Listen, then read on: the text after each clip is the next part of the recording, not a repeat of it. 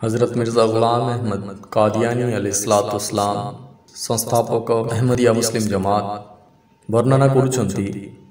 प्रिय बंधुगण, मैत्री और शांति बुझामणा ठारू बड़ी उत्तम विषय अन्य किछि नहीं।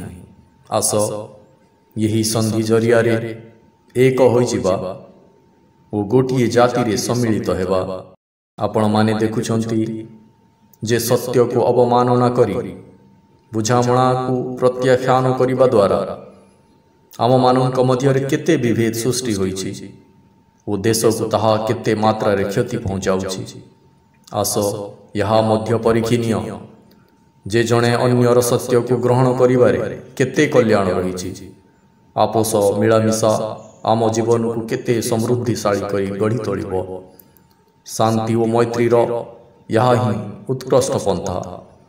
अन्य कौनसी उपाय रे जदि संधि करा जाए ताहा एक विपदजनक पथ सदृश, जहा बाहर को परिष्कार होई चिक चिक करुथिबो अथच सही फोटका भितरे सड़ी जाई दुर्गंधयुक्त पूज होई रहिथिबो।